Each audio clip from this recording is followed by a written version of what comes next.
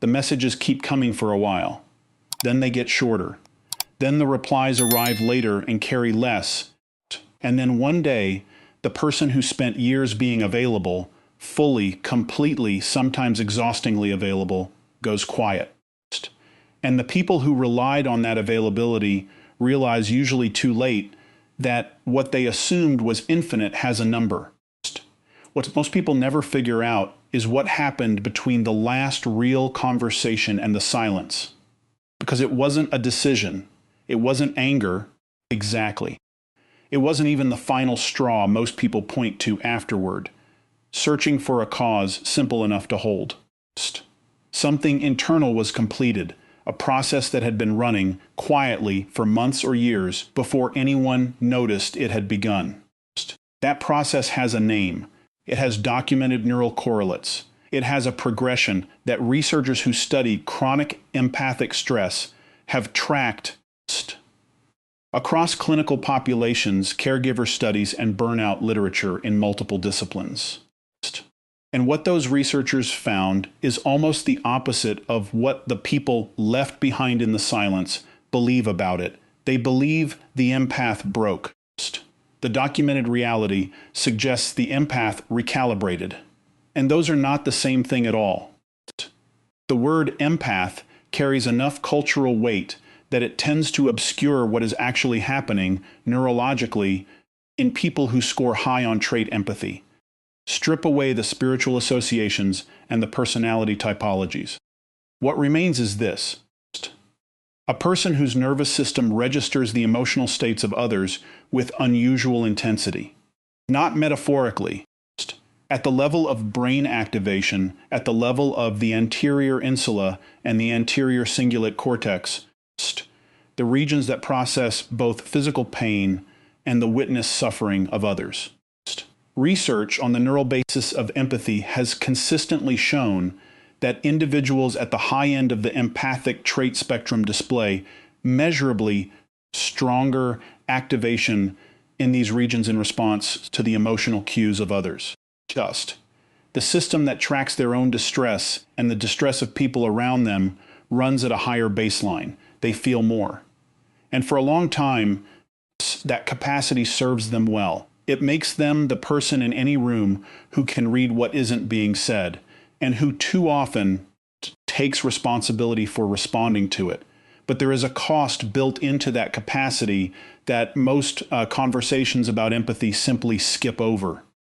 And to understand what happens when an empath finally stops caring, you have to understand what that cost actually is. Not in the language of emotional exhaustion, which is too general, but in the specific documented language of what happens to a nervous system under sustained empathic load. The term compassion fatigue entered the clinical literature in the early 1990s through the work of trauma researcher Charles Figley, who documented something observed consistently in caregiving contexts: the gradual erosion of empathic capacity in professionals who maintained high intensity emotional contact with suffering over extended periods. The mechanism was not simply burnout.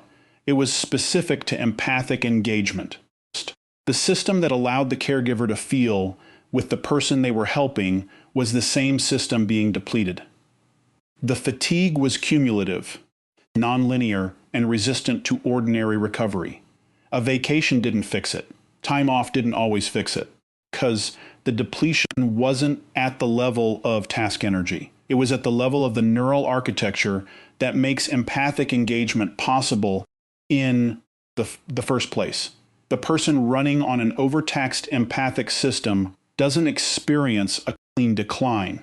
They experience something more specific: the slow emergence of a gap between the impulse to respond and the capacity to sustain the response. The impulse remains, the fuel for it doesn't. And for a long time, they hide the gap, even from themselves, by drawing on reserves that were never designed to be permanent. This is the first thing to understand about what happens when an empath goes silent. The silence doesn't always begin as a decision. Often, it begins as a resource limit. the capacity to continue giving at the level of emotional bandwidth the relationship had come to require, hits a floor. And the floor isn't psychological in the colloquial sense, it's physiological. But the compassion fatigue framework, as useful as it is, just only tells part of the story. It explains the depletion. It doesn't explain the precision that comes after. It doesn't explain why the empath who has gone quiet often seems, to the people watching, like they have become a different person entirely. Sharper, harder to reach, somehow more present and less available simultaneously. For that, you need to understand what the nervous system does when it can no longer sustain the posture it was in. The polyvagal theory, developed by neuroscientist Stephen Porges beginning in the mid-1990s, identifies three primary states of the autonomic nervous system that are relevant here. The first is social engagement, the state of open connection, communication, and reciprocity. This is where high empathy individuals spend a disproportionate amount of their relational time. The second is the sympathetic state, activation, mobilization, fight or flight. The third is what Porges calls dorsal vagal shutdown, a deep, evolutionarily ancient withdrawal response that the nervous system deploys when the threat has persisted long enough that continued mobilization longer seems viable or useful. Shutdown doesn't look like anger. It doesn't look like a decision. It looks, from the outside, like someone becoming unavailable, quiet, careful with their words, economical with their emotional output. And most people who observe it interpret it as coldness or withdrawal or the aftermath of a specific confrontation. What it actually is, in many cases, is the nervous system completing a transition that began long before the quiet did. The social engagement system has been running on insufficient reciprocity for too long. The cost has been exceeding the return. And the body, not just the mind, not just the conscious emotional assessment, but the body has begun making a different calculation. That calculation is not this person doesn't matter to me. The calculation is the conditions required for sustained connection are not present here, and continuing to behave as if they are is functionally damaging. Here is where most accounts of empathic withdrawal get it wrong. They describe the empath pulling back as if the empath is making a relational choice, deciding to care less, deciding to protect themselves, deciding to punish someone with silence. Sometimes that's true, but the deeper mechanism is often not volitional at all. The prefrontal cortex, specifically the regions responsible for cognitive regulation of emotional response, begins, over time, to exert stronger inhibitory control over the limbic system's impulse to respond. When the brain detects that a pattern of emotional reactivity is producing consistent negative outcomes, the regulatory circuits strengthen. Not through decision, through repetition, through the brain doing what brains do with experience, encoding it. The system adapts. This is the difference between an empath who is choosing not to care and an empath whose brain has adapted to not being destabilized by behavior it previously responded to automatically. Those two states look identical from the outside. They are not the same from the inside. The first still feels the pull. They are resisting it. The second doesn't feel the pull in the same way anymore. Not because they are broken, because the neural pattern has changed. On the surface, this looked like someone going cold, becoming less accessible, responding to the people who had relied on their emotional presence with a quality those people found unsettling and, in many cases, frightening. Underneath, something entirely different was operating, and it had been building since, before anyone noticed. The clinical and psychological literature draws a documented distinction between two types of empathy that becomes central here. Affective empathy is the direct, automatic sharing of another person's emotional state. The mechanism that makes you wince when someone gets hurt, that generates your own anxiety in response to someone else's distress. It is the system most active in high empathy individuals, and the system running highest when relational demands are most intense. Cognitive empathy operates differently. It is the capacity to accurately understand another person's emotional state without being automatically destabilized by it. The intellectual model of the other person's experience, present in the mind, without the automatic physiological co-activation that characterizes affective empathy. What researchers have documented in individuals experiencing sustained empathic fatigue is a progressive shift from affective to cognitive empathy, a kind of neural efficiency adjustment. The brain doesn't eliminate the capacity to understand others. It builds a buffer between understanding and automatic suffering. And it does this not because the person chose to become less caring, but because the affective empathy system was running at a cost the nervous system could no longer sustainably absorb. They still see everything. They still understand exactly what's happening. They just stop bleeding over it. And that difference between understanding and being destabilized is the difference that most people around them will never learn to name, until the silence has already told them everything else.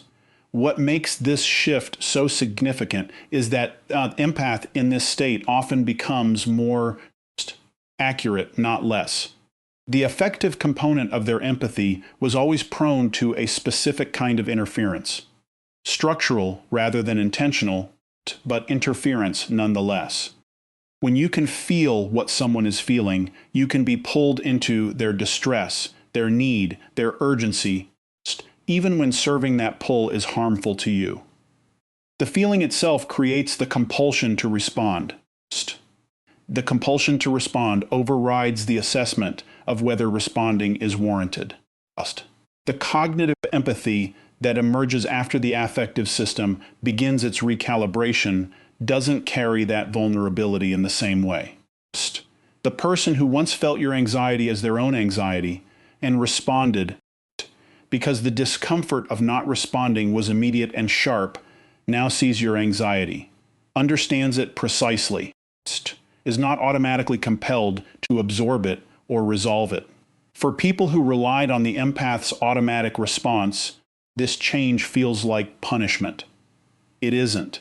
It's the end of dynamic that was only possible because one person's nervous system was running at the other's expense. The explanation most people accept here is that the empath got hurt enough times to finally stop trying.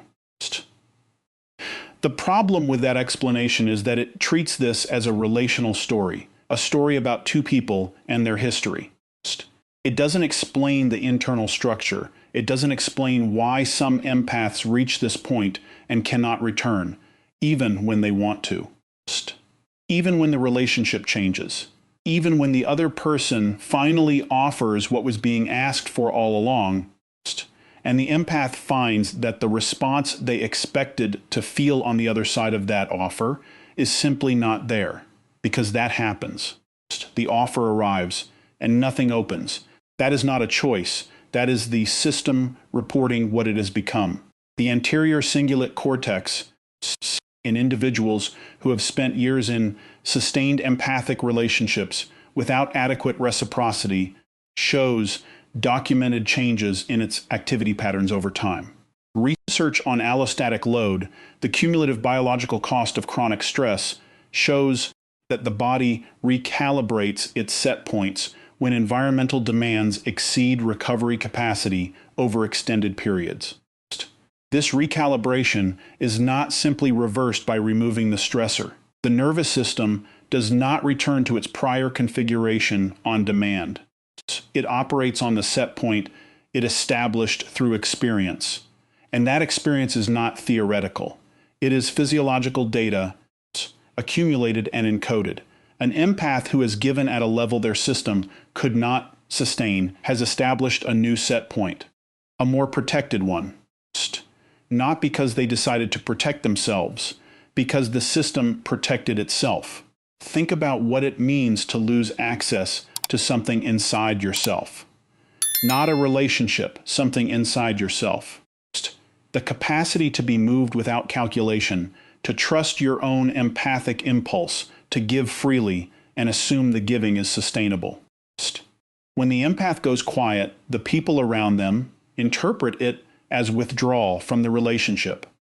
What the empath often experiences is grief for a way of being in the world they can no longer access without cost. That is not strategy. That is loss. Here is what almost no account of this dynamic describes honestly. The empath who has reached this stage of recalibration does not experience it as freedom, not initially. They experience it as absence, the place where an impulse used to live, the impulse to reach out, to keep trying, to believe that one more conversation would land differently than the last. That place is quiet now. And quiet feels, for a long time, like emptiness. But something else is present in that quiet that wasn't there before.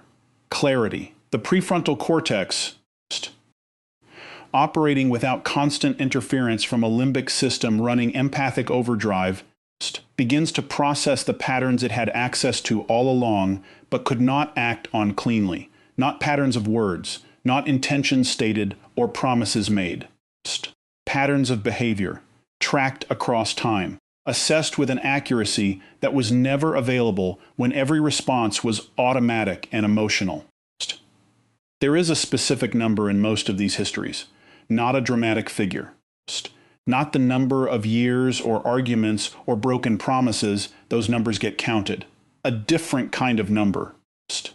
The number of times the empath communicated what they needed, clearly, directly, in language the other person had every capacity to receive, and got back a response that addressed the surface of what was said and nothing beneath it. That number rarely gets acknowledged. It doesn't carry narrative weight the way a single incident does. But it is the number that explains why, when the empath finally stops responding the way they always responded, there is nothing coming back. The other person spent years demonstrating exactly how they process requests that require actual change. The empath finally believed what they demonstrated. And yet, here is the contradiction. Most accounts of this process never resolve. The empath who has reached this state of recalibration is at this precise moment more empathic than they have been in years, not less, more. Because they are finally seeing the other person accurately, not through the distorted lens of hope, not through the persistent belief that behavior will change if the relationship is sustained long enough. Accurately. The cognitive empathy system they are now relying on sees clearly what the affective system was too destabilized to fully acknowledge. The truth of the person, not the version the empath was hoping would emerge. That is not cruelty. That is what understanding looks like when it is no longer subordinated to need. The mirror neuron system, first documented by neuroscientist Giacomo Rizzolotti and colleagues at the University of Parma in the 1990s, is the neural substrate that activates not only when we perform an action ourselves, but when we observe another performing the same action. It is, at the most fundamental level, the mechanism that makes us capable of experiencing a version of another's experience as our own. High empathy individuals show elevated activity in systems associated with mirror neuron function. Their social simulation runs faster, deeper, and more automatically. What happens to that system under sustained conditions of reciprocal failure? The same thing that happens to any system required to produce more than its inputs can sustain. It finds a new equilibrium. This is not unique to this particular dynamic. This is what happens to every system, biological, institutional, organizational, required to give more than it receives. Systems don't typically collapse in visible, dramatic ways. They adapt. They find a mode of operation that costs less, They reconfigure around what can be maintained at the new resource level. The empath going silent is, in the most precise functional sense, a system locating its sustainable operating mode. Now, back to what that mode actually looks like from the inside and what it produces in the relationships it encounters next. The grief phase that follows this recalibration is real. It is documented in clinical literature on empathic burnout and relational disengagement. The neurological mechanisms of social loss, of losing an attachment pattern, even a painful one, activate the same neural regions involved in physical pain. The empath who has finally stopped caring is not relieved. Not initially. They are mourning. The relationship they hoped to have, the version of the other person they believed was about to become available. The pattern of giving they can no longer sustain and cannot simply resume by deciding to. The grief is disorienting precisely because the people around them don't recognize it. They see the withdrawal and interpret it as anger, as strategy, as punishment. They don't see someone mourning a way of being they have lost access to, not through choice, but through the body's final renegotiation of what it can hold. And here is the thing that almost never gets said about that grief. The empath doesn't just mourn the relationship. They mourn the version of themselves that existed inside it. The person who believed that enough consistency, enough patience, enough genuine openness would eventually produce the reciprocity they were offering. That version of themselves was not naive. They were operating on a reasonable hypothesis. The hypothesis was simply wrong. And when the evidence accumulates past a certain threshold, the hypothesis doesn't just update. It is replaced. What replaces it is not cynicism, just. It is something closer to pattern recognition, the brain's method of updating expectations based on accumulated behavioral data. The person the empath was hoping to encounter didn't materialize. The person who was actually present revealed themselves consistently over time. At some point, those two people stop being confused for each other. Before we get to what the silence produces in the longer term, for the empath and for everyone watching it happen, you need to understand what was already true before it arrived. Because the outcome of this process is only surprising to people who hadn't been watching the conditions that built it. What research on empathic recalibration consistently documents at this stage is not a reduction in relational capacity. It's a reorganization of it. The empath does not emerge from this process incapable of connection. They emerge with a different set of requirements for connection. Requirements that are more specific, more clearly held, and less negotiable than anything they were capable of articulating before. The person who once gave without a clear sense of what they needed, because the need to respond was immediate, and the need to receive was abstract, now knows exactly what the exchange should look like. They know because they know what its absence costs. They are no longer available unconditionally. They are available on terms. The terms are not punitive. They are accurate. And accuracy, in relationships built on one person's apparent boundlessness, feels like cruelty to the other party. The people most disturbed by an empath's silence, those who escalate, who increase the intensity of their efforts to restore the previous dynamic, are, in the consistent documented pattern, those who benefited most from the empath's inability to stop giving. This is not an accusation. It is a systemic observation. When a system changes, the parts of the ecosystem that depended on it remaining unchanged are the ones most destabilized. Their distress is real. It is also information. The empath's silence carries information that words never did. It tells you something you couldn't hear while they were still speaking. It tells you that what you was chosen, the giving, the patience, the persistence, was not entirely chosen. It was sustained by a capacity that had limits. and now you are looking at those limits. That information is uncomfortable for anyone. It is particularly uncomfortable for people who built their entire relational pattern on the assumption that the capacity had none. And this is the point where the stakes change, because what happens next isn't only a shift in one relationship's dynamic. It is the reason that the empath who reaches this stage reports a fundamental reorganization of how they engage with every relationship going forward, not just the one that brought them here. Something has been learned that applies everywhere. The brain, once it has established the new regulatory pattern, stronger prefrontal inhibition, the shift to cognitive empathy as the primary operating mode, the recalibrated threshold for emotional investment carries that configuration forward, not through intention, just through how adaptive neural recalibration works. The system that learned, through consistent experience, that unlimited empathic availability produced a specific kind of cost has encoded that lesson at the level of automated response.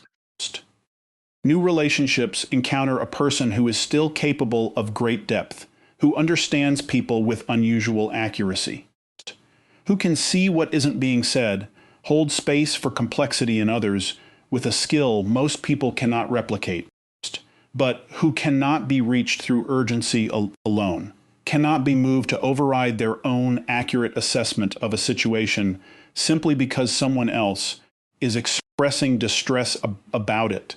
This is not callousness. Callousness requires indifference. The empath in this state is not indifferent. They hear the distress. They understand exactly what it is. They have simply stopped conflating hearing it with being obligated by it.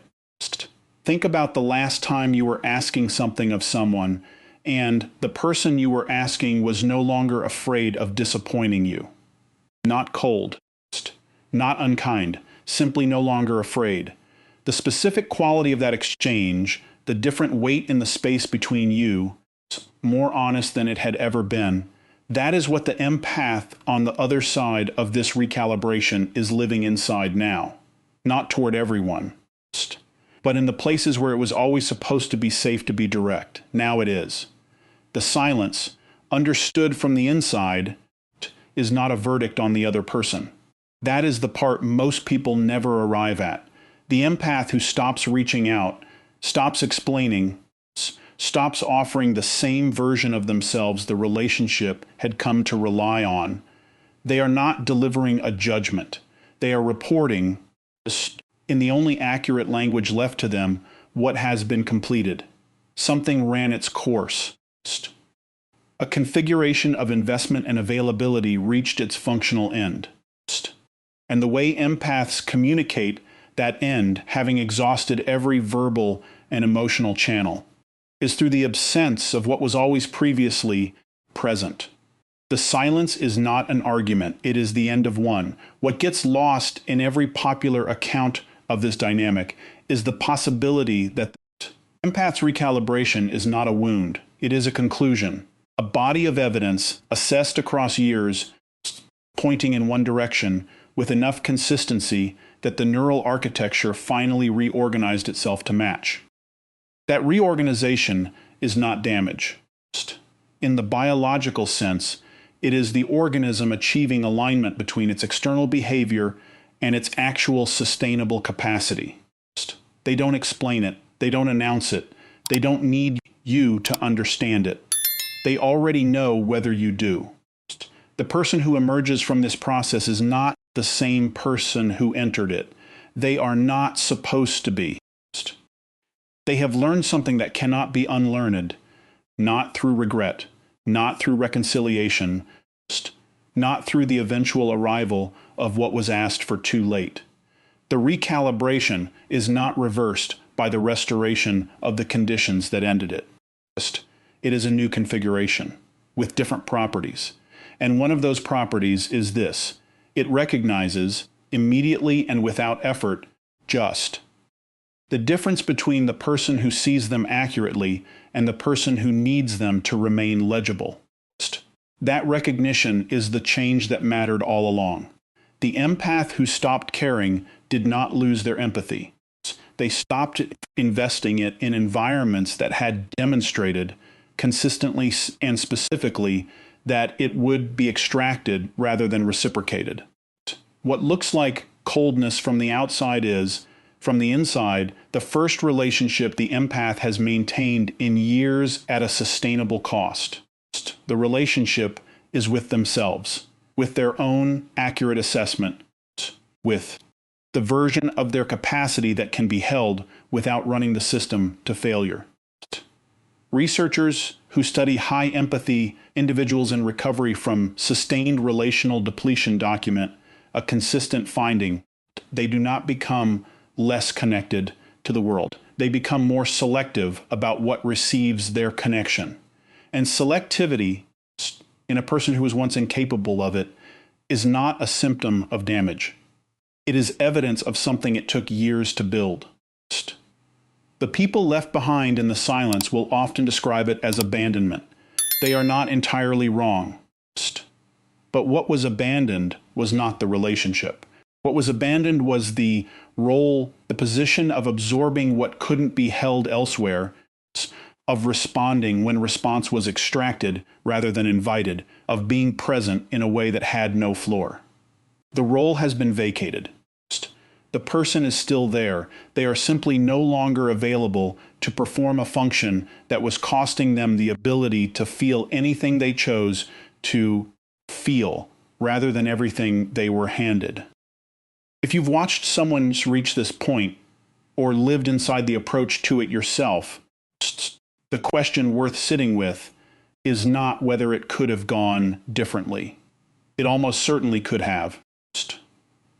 The question is whether it went the only way the actual conditions allowed, and whether understanding that changes what you do with what you're still carrying. The silence is where caring finally gets to be accurate.